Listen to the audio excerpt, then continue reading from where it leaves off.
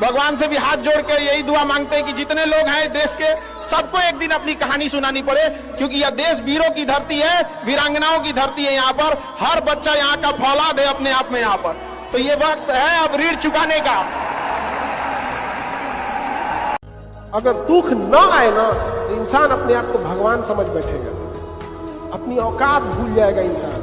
Corona आके हम लोग को हमारी औकात दिखा के गया था कि कितनों पैसा वाले हो जाओगे, कितनों बड़े हो जाओगे, औकात में रहना, 2 मिनट में सब शांत हो जाएगा। प्रकृति अगर घूम गई तो सच बताना, तुम कितने भी बड़े हो जाओ पर माँ बाप के हमेशा बालक रहो।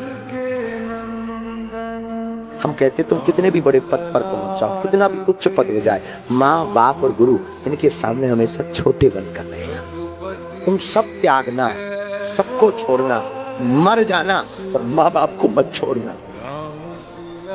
लेकिन आज का जमाना ना, ये अंग्रेजी जमाना, ये नए नए लोग, इन्होंने माँ बाप को घर से बाहर कर दिया, दिल से बाहर कर दिया। एक ही घर में 2 कमरे में, एक में बेटा एक में माँ बाप रह रहे, लेकिन दूरी इतनी है जैसे पाकिस्तान और भारत में रह रहे, बात करते। अरे तेरा कुछ नहीं बिगड़ना, माँ ने तुझे भला बुरा कह दिया, बाप ने भला बुरा कह दिया, कुछ नहीं बिगड़ना। तू फिर क्षमा मांग, 10 बार मांग, वो नहीं होते तो तू कहां से होता। जब ये लगेगा ना आपको कि आज तो हम खा ले रहे हैं, 2-3 दिन बाद नहीं खा पाएंगे, तो ना आज आपको थोड़ा दूर जाना पड़ता है, ऑटो में बैठ के चले जाते हैं, पैसा धाए से दे देते हैं।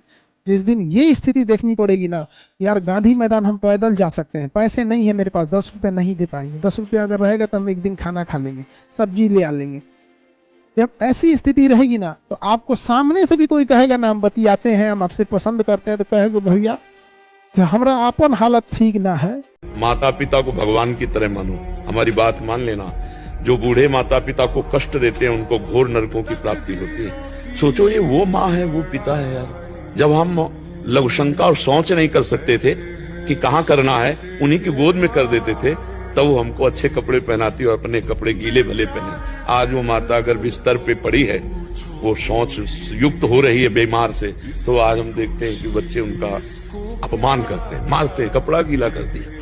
तब लगता है कि अगर बैक में तुम अपना जीवन देखते प्यारे, तो इस माता के चरण चूमते। हमारी बुद्धि भ्रष्ट हो गई है। हमारी बात मान लेना, सदैव सुखी रहोगे। जो भी नमक रोटी हो उसको खवाओ, उसकी सेवा करो, लेबरी करके लाओ। माता पिता की सेवा कर ले गए तो भगवान प्रसन्न हो जाएंगे। तो इसलिए कोई भी भाई अपने माता पिता को कष्ट न दें, नहीं तो तुम्हारे लिए आगे वही खेती बहुत बढ़िया फली तैयार मिलेगी, फिर भोग नहीं पाओगे। तो धर्म से चलो, बाहरी दिखावे में कुछ नहीं रखा बच्चा, कुछ नहीं। दुनिया पूजती है सक्सेस को, यहाँ सक्सेस की ही पूजा है। 1 नंबर से छट जाओगे ना, 1 नंबर से तो कोई न पूछने वाला है, महज 1 नंबर। वो 1 नंबर से थोड़ी छटा है, वो इसलिए छटा है कि सीटें कम थी।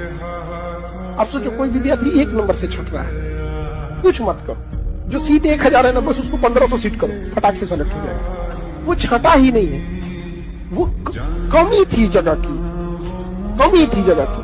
लेकिन समाज इसको समझेगा, आपको लाभ होता है। जब आपकी पहली पीढ़ी पढ़ती है तो केवल और केवल आपके परिवार को फायदा होता है। आपको अगर आप अपने पहली पीढ़ी में नौकरी लेने वाले हैं ना, तो केवल आपके परिवार को फायदा होगा। नौकरी मिलेगी टाइम से, सैलरी मिल जाएगा, खाना पीना अच्छा हो जाएगा, घर द्वार अच्छा हो जाएगा। लेकिन जब आपके बाल बच्चे को नौकरी हो जाएगा ना, तो आपके रिश्तेदार तक को फायदा हो जाएगा कि कहीं काम अटक गया तो फोन कर दिए, तो कहेंगे आप बुढ़ापा में कि हाँ हमारा बेटा वहां जॉब करता है। तो दूसरी पीढ़ी जब पढ़ती है तो लाभ किसको होने लगता है? परिवार को भी होने लगता है। और जब तीसरी पीढ़ी पढ़ के नौकरी लेती है तो आपके समस्त जाति को लाभ होने लगता है। SC ST की अभी मुश्किल से पहली या दूसरी पीढ़ी पढ़ी है, इसलिए जब उनको समस्या आता है तो उनको सुनने वाला कोई नहीं मिलता है। लेकिन अगर अपर कास्ट को देखिएगा तो उनकी 8वीं 10वीं पीढ़ी पढ़ रही है, इसलिए अगर उनको कलकत्ता हाईकोर्ट में कोई दिक्कत होगा तो कहेंगे कि कोई है वहां पे, हमारे बाबू के केस में कहीं रहने होने का 1 दिन का व्यवस्था कर दीजिएगा। तो बनारस में तो कभी CA में, कभी वकील में, कभी डॉक्टर में, इंजीनियर में, हर जगह उनका कोई ना कोई क्या मिल जाएगा, रिलेटिव मिल जाए। आप PT एग्जाम में बैठिएगा तो PT निकालिएगा अपने आप के करियर बनाने के लिए। जब मेंस लिखिएगा तो मेंस निकालना है माँ के लिए, PT निकालना है खुद को साबित करने के लिए, मेंस निकालना है माँ के लिए। इंटरव्यू में बैठिएगा तो पिता का सीना गर्व से चौड़ा करने के लिए। याद रखिएगा, बुढ़ापा में अपनी माँ बाप से कभी जबान मत लड़ाइएगा। जिन्होंने आपको बोलना सिखाया, आप उनको चुप होना मत सिखाइएगा।